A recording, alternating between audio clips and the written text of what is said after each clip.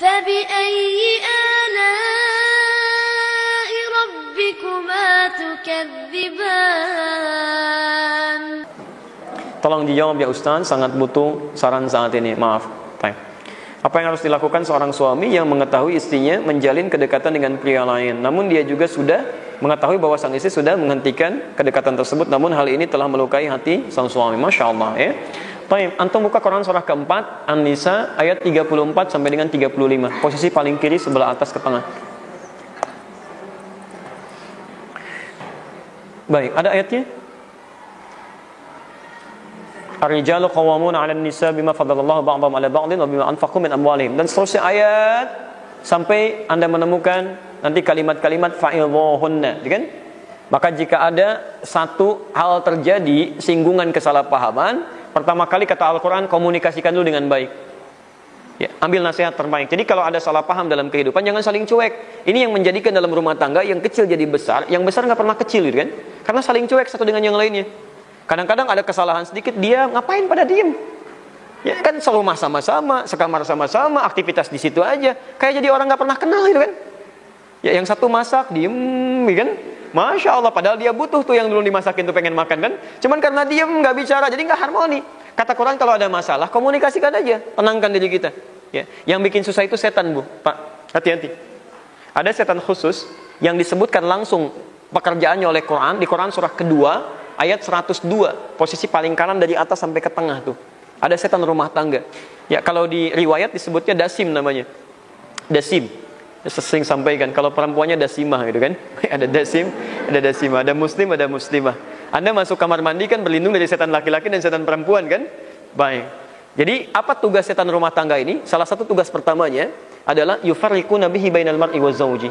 Meratakan hubungan rumah tangga antara suami istri. Dia akan cari cara. Makanya kalau belum menikah itu akan didekat-dekatkan supaya maksiat, padahal belum akan. Silahkan cek. Kalau belum menikah itu kata-katanya bagus semua, kan? Pulsa belum habis sudah ditanya, kan? Macam-macam. Kadang-kadang jalan naik beca berdua, seakan-akan beca balik bersama, tukang beca nggak ada, kan? Jadi itu aja supaya maksiat. Tapi kalau sudah menikah, perhatikan, awal-awal aja, nanti setelah itu datang dia tuh. Dia mulai goda. Tidak ada yang paling buruk kecuali pada pasangannya aja. Silahkan cek Pak ya, selama berumah tangga misalnya, masing-masing pasti punya pengalaman. Ya, Anda mau kerja pamit pada istri kan, baik sudah agak lama di rumah tangga, kantor dulu, ya Pak, hati-hati sampai di situ.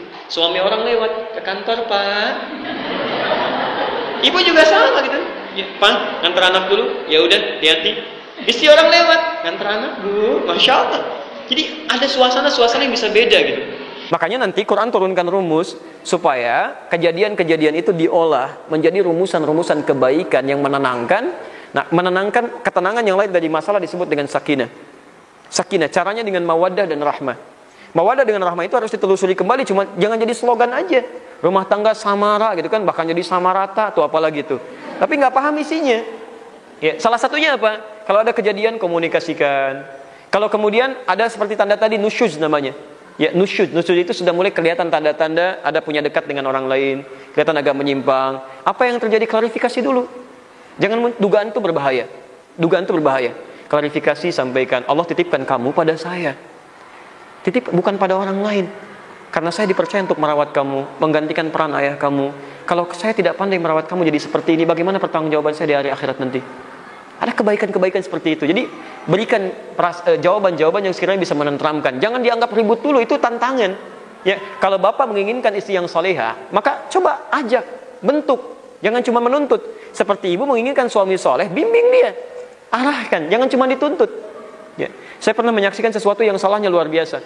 Ada istrinya belajar, suaminya belum belajar. Begitu pulang ke rumah malah jadi rame gitu kan. Sampai ada kesimpulan, lebih baik menikah dengan orang lain yang sunnah lebih daripada tinggal dengan suami bid'ah. Wah, padahal rumah tangga sudah belasan tahun, sudah puluhan tahun, kan? Kenapa Anda tidak perbaiki? Ya, jadi ada kesan-kesan di situ yang menurut saya bisa dicari jalan terbaiknya. Kalau dia sudah bertobat, ya sudah.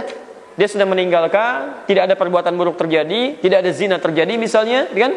Cuma ada perasaan-perasaan saja, tapi kemudian Anda bisa hentikan, ada komunikasi di situ, ya maafkan dia. Kalau memang itu sudah dihindari, ya. Kemudian dia berjanji bertobat dan sebagainya. Kalau Anda bisa memaafkan, masya Allah, itu yang terbaik. Tapi kalau misalnya ada tindakan-tindakan yang buruk, tidak bisa diselesaikan bersama, ya kemudian coba cari orang terdekat untuk memberikan solusi. Fab'athu hakaman min ahliya wa hakaman min ahli. Ya, minta nasihat kepada orang yang lebih paham. Kalau dua-duanya berniat melakukan rumah tangga yang baik, kata Allah, in yurida, jika salah satu di antara mereka kemudian berniat mendapatkan petunjuk, islaha yuwaffiqillahu bainahuma, pasti akan dituntun oleh Allah. Kecuali salah satu di antara keduanya memang sudah tidak berniat pada kebaikan, maka itu akan repot dalam jalinannya. Harus mencari solusi-solusi yang lainnya. Saya kira jelas ya. Baik. Jadi pertama, mohon izin ya. Pertama, kalau sudah situasi agak kurang bagus, jalin komunikasi yang baik. Kalau sudah cukup baik, ada kesalahan jangan diungkit-ungkit lagi, sudah selesai, maafkan. Orang yang pandai memaafkan kesalahan orang lain, salah satunya disediakan oleh Allah surga yang seluas langit dan bumi. Walaupun amalannya biasa-biasa. Itu ada di Quran surah ke-3 Ali Imran ayat 133 sampai 134, posisi paling kanan sebelah atas. Ya. Tafsirnya ada di hadis Musannaf Abdul Razzaq jilid yang ke-11 halaman 187, nomor hadis 20559 dari Anas bin Malik. Ya, singkatnya ada seorang pemuda disebut oleh Nabi sebagai ahli surga. Kata Nabi, sayatlu alaikumul ana rajulun ya min ahli jannah. Sekarang akan muncul seorang lelaki min hadzal fajr, di pintu yang ini, calon ahli surga. Fa idza rajulun min ansarin, tiba-tiba yang masuk seorang pemuda dari kalangan Ansar. Tantatiful yatu min atharil wudu, janggutnya masih basah dengan air wudunya. Masuk megang tangan kirinya, megang sandal, ucapan salam. 3 kali diulang-ulang selama 3 hari, yang ditunjuk orang itu saja. Diikuti oleh Abdullah bin Amr bin As ke rumahnya. Fabata fi 3 ayyam, tinggal di rumahnya 3 hari. Ternyata malam pertama dia tidak tahajud, tidak tiap malam tahajud. Malam kedua bacaan Qur'annya tidak sebaik Abdullah bin Mas'ud, biasa aja. Hari ketiga dia tidak puasa sunnah, artinya tidak serutin orang lain. Sampai Abdullah bin Amr bin As merasakan kebingungan, kok amalannya begini tapi ahli surga. Ketika diklarifikasi, Anda sebenarnya punya amalan apa gitu kan? Disimpulkan dengan cepat, kata orang ini, ma illa kama ra'ait. Saya tidak punya amalan istimewa kecuali seperti yang Anda lihat. Hanya saya membiasakan amalan dalam keheningan malam. Saya selalu mohon kepada Allah supaya Allah menghilangkan sifat iri hati di hati saya pada nikmat yang melekat pada orang lain, dan berusaha memaafkan kesalahan orang yang pernah dia lakukan kepada saya. Ya min ahli jannah. Sekarang akan muncul seorang lelaki min hadzal fajr, di pintu yang ini, calon ahli surga. Fa idza rajulun min ansarin, tiba-tiba yang masuk seorang pemuda dari kalangan Ansar. Tantatiqul yatu min atharil wudu, janggutnya masih basah dengan air wudunya. Masuk megang tangan kirinya, megang sandal, ucapan salam.